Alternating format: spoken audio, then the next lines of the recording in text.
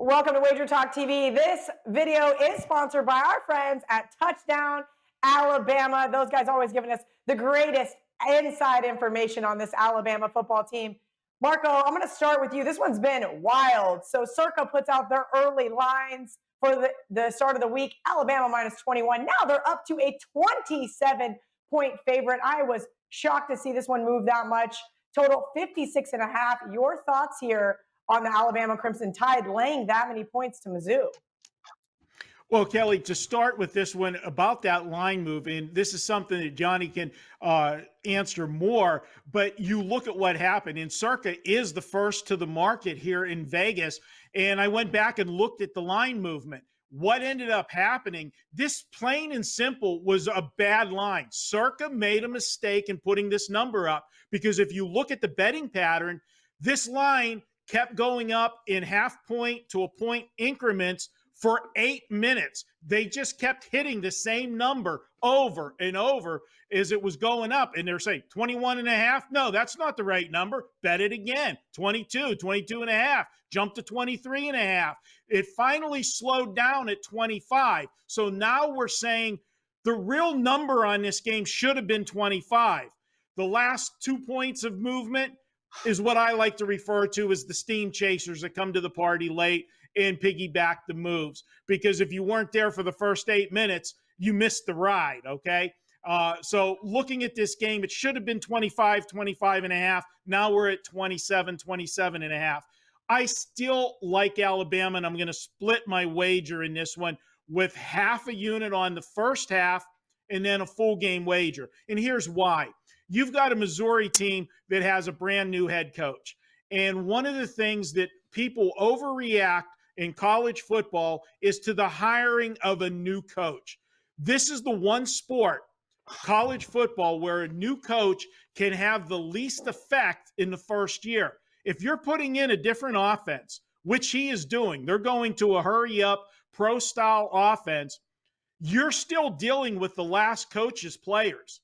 They may not be suited for what you want to run. It's going to take them time to learn the new system, and you've got players that might not be the best suited to run that system.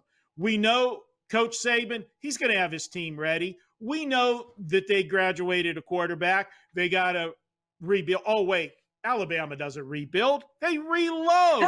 They'll be just fine.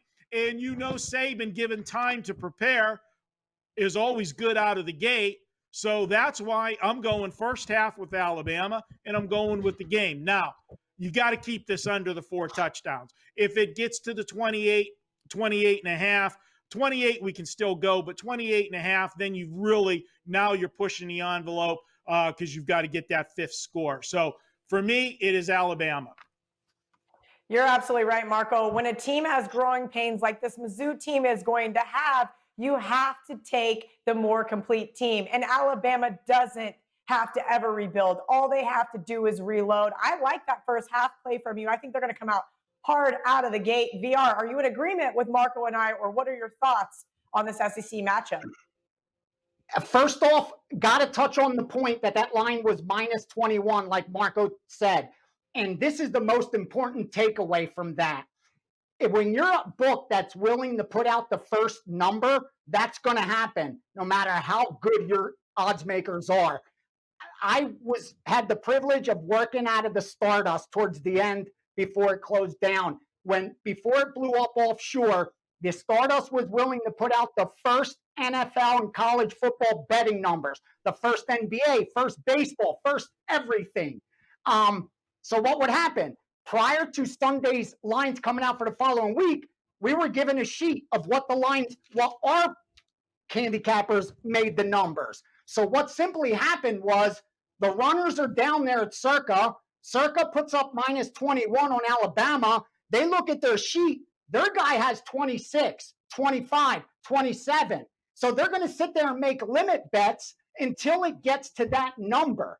That's all that is. It's not that Alabama's getting steamed after when it gets to 27. It got moved up to where the number should be.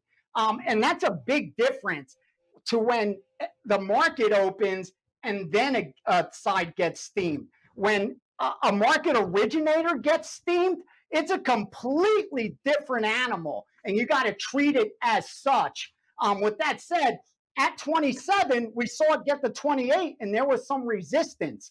That's why you're seeing 27 again at the sharper shops. And I agree there. I think the only way to play this is Alabama under this unprecedented times. You have a new head coach in Missouri, offensive coordinator stuff.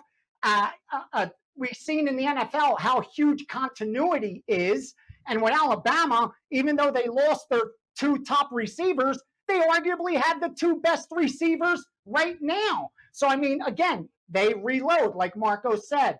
Again, not to harp on how good Alabama is, but I think it's Alabama or pass. But at 27, that's not getting steamed. So that's where the difference is. 21 got steamed, 24 got steamed, 27 hasn't. They stopped for a reason, and you always got to keep that in mind when one book's willing to put out numbers. It's gonna happen where they're way off. It happened with them with Adesanya as well with the UFC, and now it's 170, 180 everywhere. But Circa had the guts to put out a first number of minus 130, and they got reprimanded for it. It's going to happen when you have the guts to do that. And again, we'll find out who was right as far as where this number lands. All right, great stuff from Marco and VR. Make sure you're giving both of them a follow on Twitter at Marco in Vegas, at Greek_Gambler. Thank you guys for tuning in to WagerTalk TV. Make sure you head over to our YouTube channel and check out all of our other videos.